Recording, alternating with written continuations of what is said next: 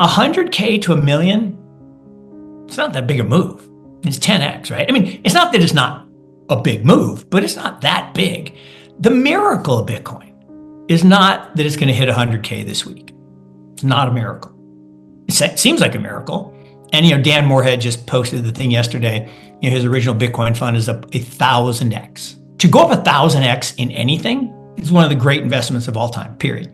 I'll stick with what I said 6 months ago, that I thought absolutely no question in my mind we were getting to 6-digit BTC this year in dollars.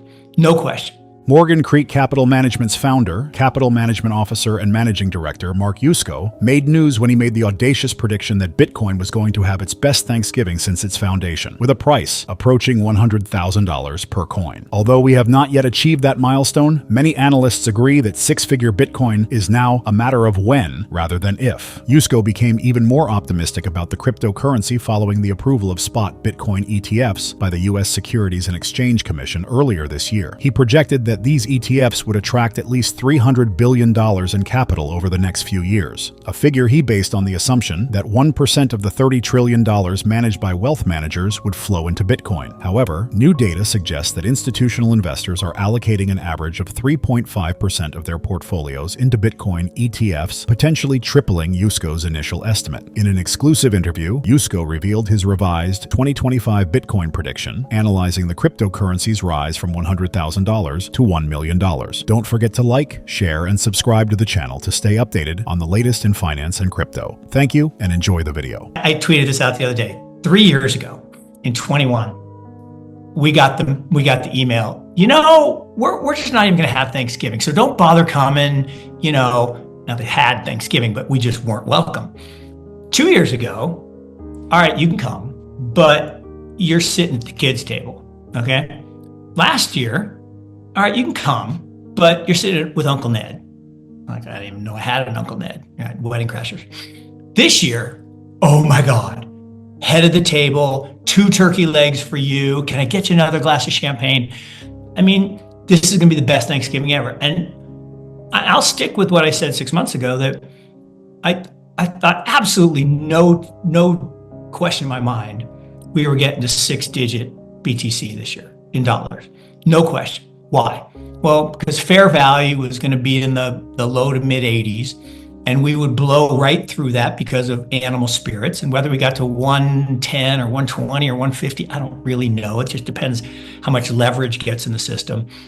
But this week, I'm fairly certain, it can never be certain, but I'm fairly certain we'll blow right through 100K.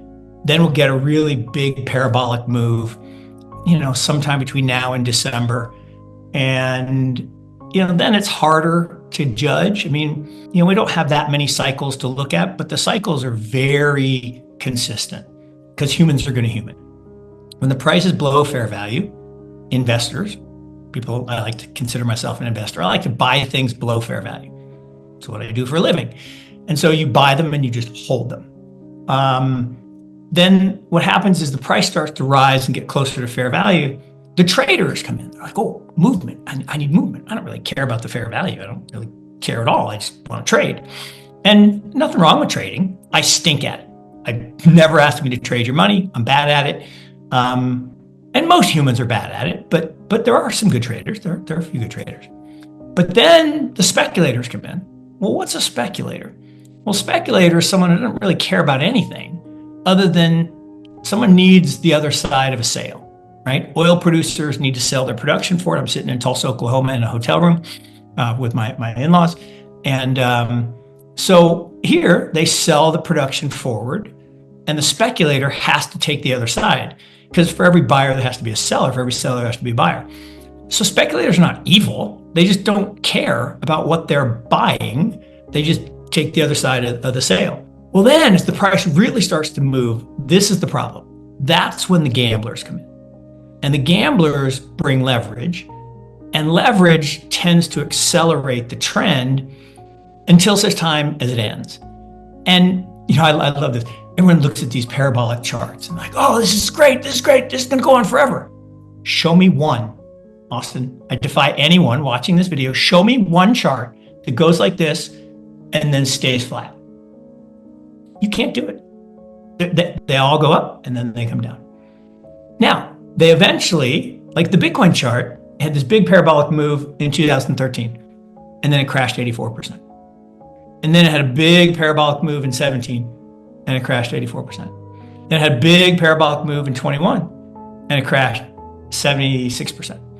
Now, I tweeted this out a long time ago. When you look at that 2013, right, it was a 20-fold move. It looks barely visible on the chart today. And the one from 2017 was really big, right? We went from 10,000 to 20,000 in 8 weeks. No, I'm sorry, 5 weeks. From November 6th to December 18th, we went up $10,000 in 5 weeks, just like that. And you could barely see it. Now this move eventually, and then the 21 move looked really big, and then we had the crash. Well, now we're way above this way. So it's a series of higher highs and higher lows. That's the long-term adoption. And that's not going away. That's not going away.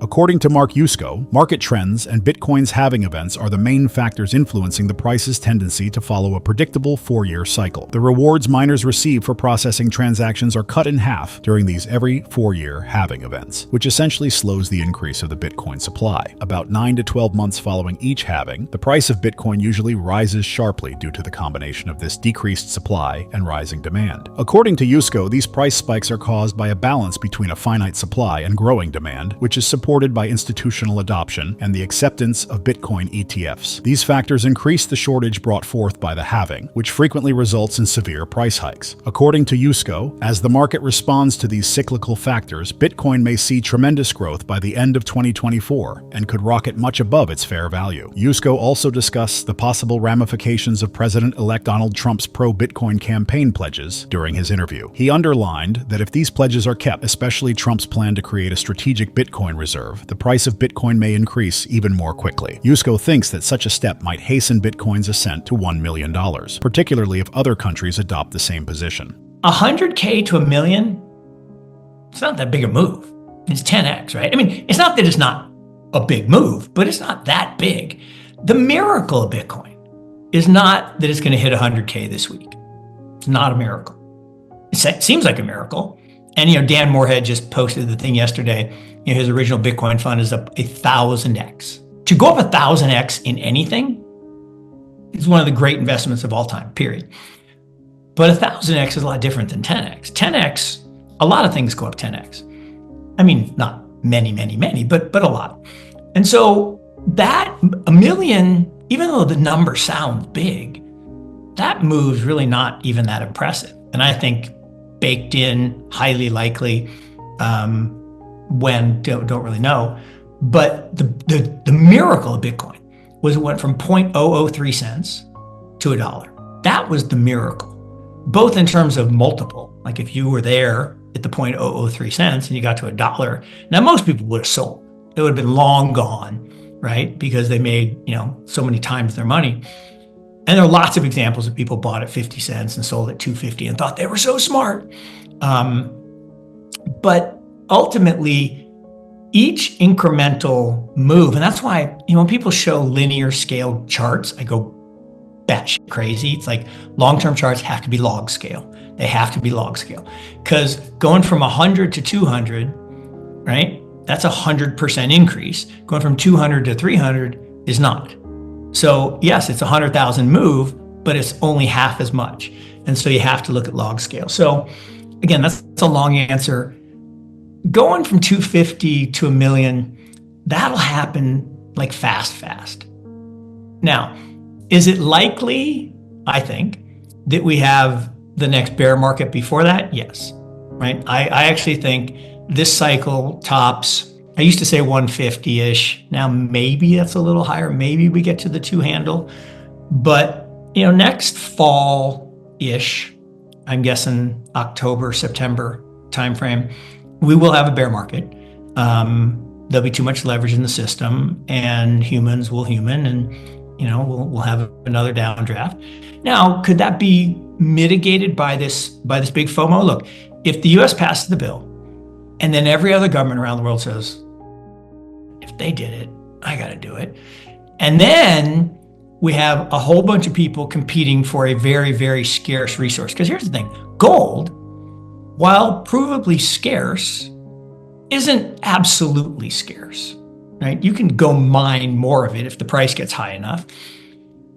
Bitcoin doesn't work that way. There's only so many, and the ones that are lost or stolen, you really can't get them back. Mark Yusko highlights that although the possible increase in Bitcoin's value from $100,000 to $1 million is significant in absolute terms, it isn't particularly noteworthy in the larger context of the cryptocurrency's history. Although the original exponential surge was exceptional, each subsequent fluctuation in the price of Bitcoin becomes less striking when expressed as a percentage. He highlights how important it is to utilize logarithmic scale charts to analyze Bitcoin's growth because linear charts can't adequately convey the magnitude of percentage rises. For instance, a 100% gain occurs when you move from $100 to $200, but a smaller percentage gain occurs when you go from $200 to $300, even though the two amounts are equal. Additionally, Yusko thinks that the next cycle of Bitcoin would reach a higher peak than he had previously predicted, perhaps hitting $200,000 before plunging into another bear market. He does point out, though, that elements like the acceptance of legislation related to Bitcoin or widespread use may quicken its price trajectory. Bitcoin's absolute scarcity, capped at 21 million coins, makes it fundamentally different from gold, which may have its supply boosted if values rise. This makes Bitcoin more vulnerable to sharp price swings driven by demand. Thanks for watching. If you enjoyed this video, don't forget to like, share, and subscribe. Hit the notification bell to stay updated on the latest insights from Mark Yusko and other leading experts. See you in the next video.